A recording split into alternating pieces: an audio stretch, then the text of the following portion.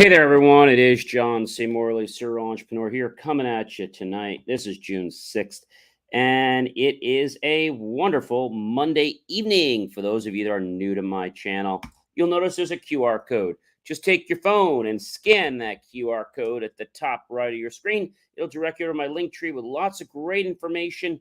Much of it is free, and there's videos and all kinds of stuff to help become a better version of yourself and help others become better versions of themselves as well. Great to have you here, ladies and gentlemen. And every single day we have a subtopic based on the master topic of the week. And if you're coming back, well, welcome back, my friends, colleagues, and associates. Wonderful to have you here. And hopefully some of the new people will become just like you guys that are following me all the time, watching me. Really do appreciate that. And if you're wondering what that topic was, if you missed us the other night, well, it's How to See the Trees and Not Just the Forest series. We're on episode number 3. So, ladies and gentlemen, I want to just encourage you right now. If you've ever heard that phrase, go ahead and give me a like, a support, a thumbs up, and maybe comment below. When have you heard that phrase? All right. Last night we had a longer show than usual. We were close to 40 minutes or a little over. And we got into something very heated and something very personal with how it can affect people's lives. So I think that was pretty cool. Tonight, we're going to talk more about the concept of seeing the trees and not just the entire forest. And we're seeing the forest as a whole and not just the individual trees. All right, I want to talk about something that's kind of personal, but I'm not going to mention people's names. In our town, there are 2 people running for election and for mayor, actually. And what I want to tell you is that politics just can be dirty, unfortunately, sometimes. I don't know why. I think it's because people's egos need to shine, and there's really no room for ego. And the thing about politics, and I know this because my dad was in it for a long time, is that no one seems to know you once you're out of politics. But when you're in politics, everybody's looking for you to help them or what can you do for them. And so today, I actually was on Facebook and I saw a post in the group, and it was about somebody taking signs down. Now, you might say, gee, oh, that's terrible. And it really is. But the question that this really brings up is one party is blaming the other party is blaming the other. And, you know, I kind of believe who I believe and the other people I don't. But it's just terrible that this would happen. And the one person, they took the sign down right by the person's home. I mean, that was just terrible, like within a few feet of their home. And so when you look at the fact of running for an election, becoming mayor, council, or what have you, I think you get blindsided by what you're going for. And you forget the fact that we're all human. And when we're all human, we need to act in a human manner because you know what? Having all these fancy parties and having people come and trying to get them to believe you is one thing. But when a party goes back and takes a sign down, now you might say, gee, John, it wasn't them, it was the people. I get it. I get it. But part of me doesn't believe that it was just people outside of the people that are running. It's going to be a very close election tomorrow, which is June 7th. And it's unfortunate that it had to get so muddy like this, but it is getting muddy. And I think what's important is that a lot of the people in town are being, I don't want to say buffaloed, but are being misled because of a candidate maybe appearing to be so nice and being interested in the values, and that's seeing the tree. But to see the whole forest, how are they in the general ability? And are they just doing things now because they want your vote? I think this gets a little bit challenging. And so, in any electoral college, in any voting, now this is the primaries. So, in the primaries, you basically have to declare your party. And it's basically when, if there's two people running for a line, let's say Republican, Democrat, Independent, this is the election that picks who's going to be on the line because we can only have one person on a line. So if there are three lines and there are three or four people running on a line, only one person can get in for, let's say, mayor to be on the line. There can only be one person. And so then there would be a Republican, a Democrat, and independent, if there even is an independent. And so you might say to me, well, John, why does it even pay to vote in the primaries? Well, because it helps preclude the person that you don't want on the ticket and helps get the person you want to be on that ticket so that they're able to then obviously get elected. And so when you think about this and you think about what's going on and the fact that, is this how a group runs a campaign? And as soon as you say those questions, a lot goes through people's heads and they look at the tree immediately. They don't look at the whole forest. And I think what political people are guilty of is that they get people to see the individual tree of what's going on, but they don't get them to see the more grandiose picture because they don't want you to see that picture. Because if you see that picture, you might realize that they're not the right candidate for you.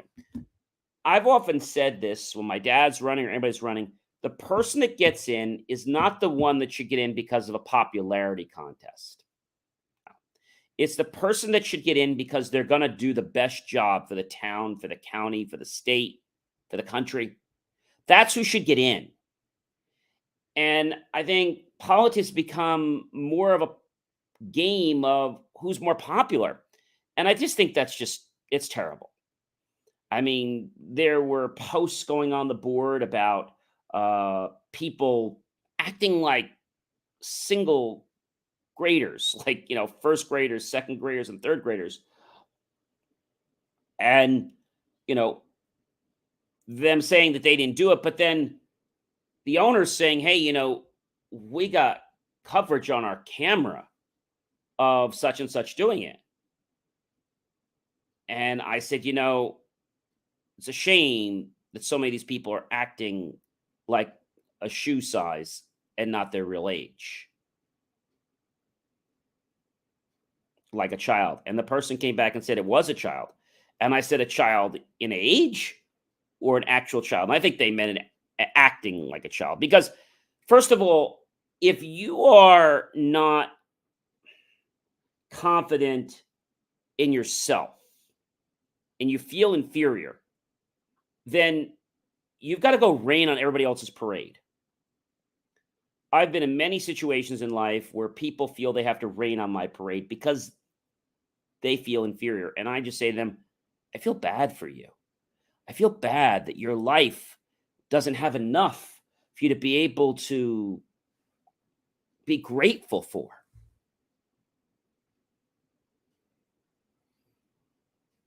And so, in any election or in any type of, let's call it town event where there's council and mayor, etc., I think there's always going to be an issue of seeing just the tree. Because remember, the council, a lot of times, or the mayor wants you to see what it is that they want you to see, so you'll vote that way. They don't want you to see the whole forest. They may say they want you to see the whole forest, but when they go to show you evidence or provide details, they only provide them on one side of being bad and the other side of being good. Of course, there are situations where both sides might be bad, and we might need to look at that plausibly, and they don't do that. So that's a perfect example of not looking at the entire forest, only looking at the trees. So it's bad to just look at the trees or a tree or to look at the whole forest. Then you have to look at them both and dissect them and say, gee, well, what happens if I take out the whole forest? What happens if I just look at this tree? What's going to happen? What are the consequences? We like to say the cause and the effect. If I make this decision tonight, how is it going to affect the tree? How is it going to affect the other trees? And you know what I mean by trees. I mean a specific entity.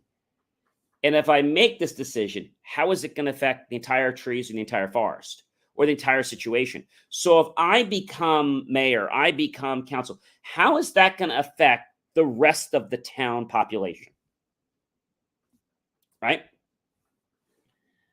I think a lot of people want to become a mayor or become a council member because it's this air that they have that they're on council or they're the mayor, and uh, it gives them something that nobody can take away from them while they're in office unless they do something wrong. And when a candidate has to reach out to me and say, John, this is what happened, it didn't happen that way. If you're so concerned about getting me to understand something, you're already guilty. If you don't think I could tell, and chances are you are probably guilty, but if you have to try to come back and try to con me or convince me, like, well, John, you don't really know what happened. I didn't even say anything to the person. I just wanted to let you know. And all I did was respond to the person and said, everything you're saying is he said, she said. How do I really know? I don't know. So how can I believe you or not believe you? But I know that when people try to come out and convince you, they're scared.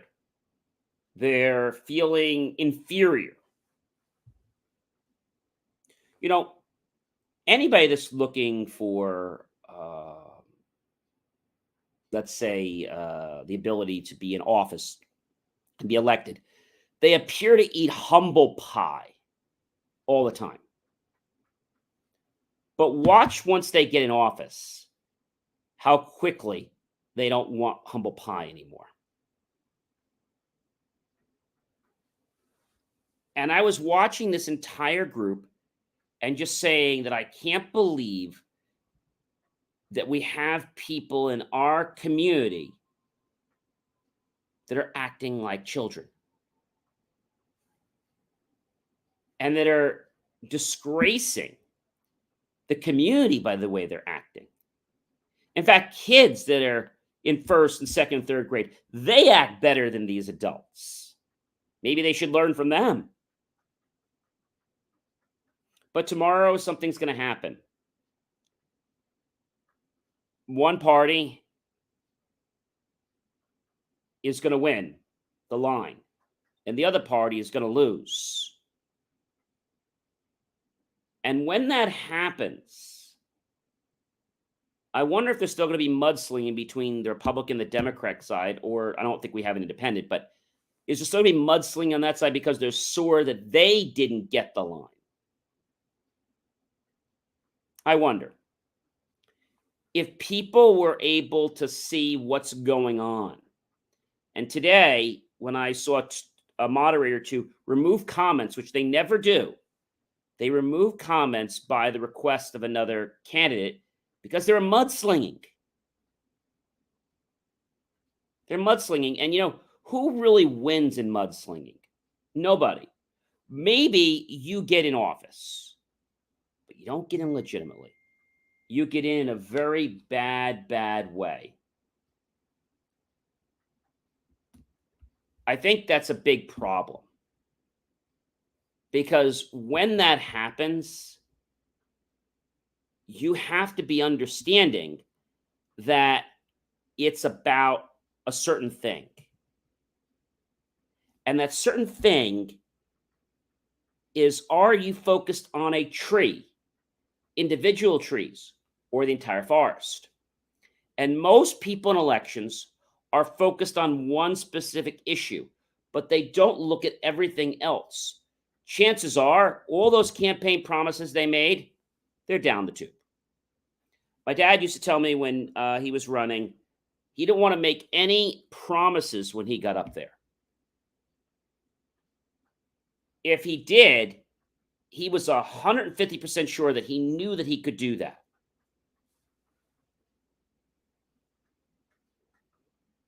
But he didn't start making false promises because that's what everybody else was doing. And they were mudslinging each other. Today, to ride by and see signs just smashed to the ground. I mean, that's just terrible. And what?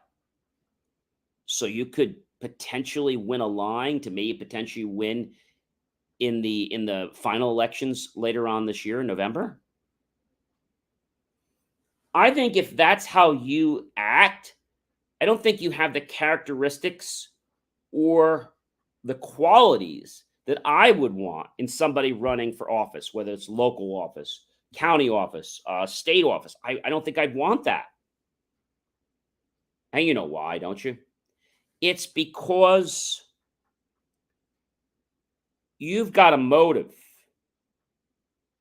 I'll give you an example of somebody else that I know. I'm not going to give you their name.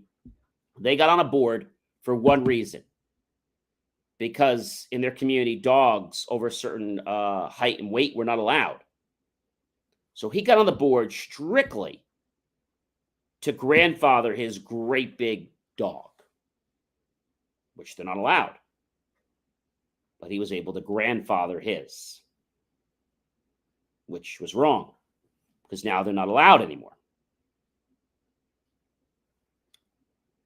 And then he decided that he would take another approach, which is that he didn't want to run the board. He'd let the management company run the board and do the community a disservice. See, that's a problem. The one reason is a lot of people don't care because they're too busy and they don't want to know about it. But when the town or the board raises taxes, that's a problem. Or if they don't do things appropriately, that's a problem. And one of the big things that these groups were saying was that they're all going to keep taxes lower. They're going to try, right? They're going to try. But I've seen some of these people in office, and they don't have the ability to make a decision on their own. They'll only do what their leader says. Now, I ask you this, ladies and gentlemen, do you want leaders to run your company and your country? Or do you want people that are just going to do whatever the other guy says? I don't want people that are just going to do what the other guy says. I want people that are original. There was a sign today, which I think is pretty interesting. Stop being somebody else because everyone else is taken. The only thing you can be is yourself. And I think that was an amazing quote. Stop being everyone else because they're taken. The only thing left is to be yourself. That was a brilliant, brilliant quote.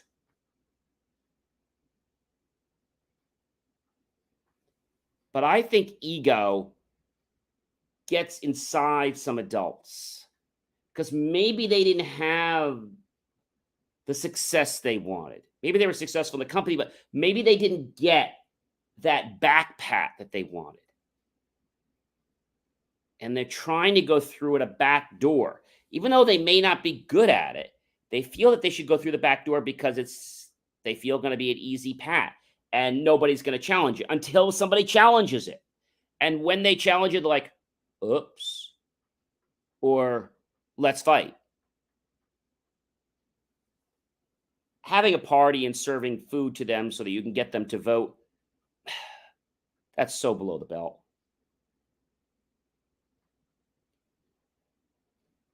And I don't think you really can tell who your supporters are by the fact if they come and eat pizza with you or they have food with you. I really don't. My question is, when tomorrow is over,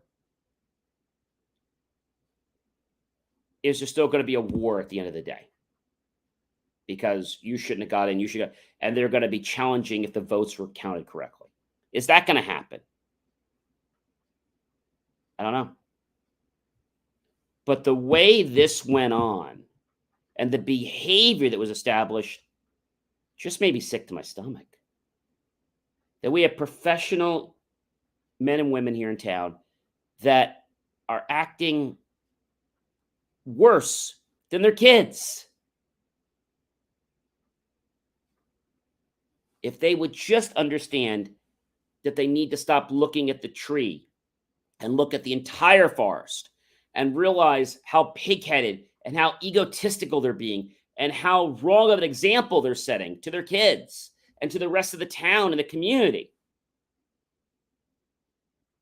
I've said this to you once before. I don't care whether you have $1 or $1 billion to your name. Just because you have that doesn't give you the liberty or the permission to do anything that's immoral. It doesn't. But people do it every single day. There is a person I know that owns a piece of property. I'm not going to mention his name. And they have the attitude, and their staff have the attitude, that they could do whatever they want. And the minute you try to ask them a question, they have this whole army or wall of soldiered attorneys, because whatever they do is okay, because then again, they own the building, so you really can't have a say. See, that's not right. And I feel that's abusing people, it's abusing businesses, it's abusing the rights they have. Having a connection with another person, ladies and gentlemen, is a privilege. It's not a right. Therefore, if you don't treat an individual in the same manner that you'd want to be treated, don't expect them to treat you in that manner. So, very childish-like behaviors. And I think if all these people would have just said, let's stop and look at the entire forest. Let's look at what's going on. Everybody plays this blame game. The blame game gets played a lot when people don't look at the entire situation. I'll give you a perfect example. You remember my cousin Vinny and the movie, and they got put into jail, and their lives were on the line because the two boys in their car was given a description to the cops, and they arrested them, and all because they thought they saw, but they couldn't prove they saw. When you make a statement, and then we learn later on in the movie that the lady didn't even have her glasses on, so how could she ever say that was the plate? But when you look at the entire forest, you realize that there is a probable doubt they may not be the suspect. And just an hour before the case ended, they arrested the real suspects. Very similar car. So I think people just don't want to take the time to do what's right. They want to do what's quick and what's most profitable. Hey, ladies and gentlemen, you know I'm John C. Morley, serial entrepreneur. We're getting ready to celebrate Jay Moore's second birthday, one of the other shows that I do, Jay Moore Tech Talk, Jay Moore Reviews, Jay Moore Unboxing. And you can get your ticket at believemeachieve.com. Just click on that top link there. It's in person at the Oakland Public Library on June 26, 2022 at 1:30 p.m. We ask that you RSVP. It is free. Be sure to tag your friends, colleagues, and associates. Share this out with everyone you know on social media. And then go to my YouTube channel, John Space, C Space, M-O-R-L-E-Y Space, Serial Entrepreneur, and look for the key phrase to help keep our content free. And then make the choice, ladies and gentlemen, to click on that PayPal link and buy my team that cup of coffee. Well, we're so grateful with those pennies and dollars. We'll invest into new hardware, new technology, new equipment, new software, and even new facilities to give you the most jaw-dropping, motivational, inspirational content out of this planet and through this galaxy and all the others that exist today and will exist in the future. I hope that you really are understanding what it means to look at just the trees and to look at the entire forest? And do you do both? Because we're going to keep giving examples the rest of this week. I hope you guys have a wonderful rest of your night. And I'll be back tomorrow with another great show for you. And that'll be episode 4. Have a great night, everyone. Take care.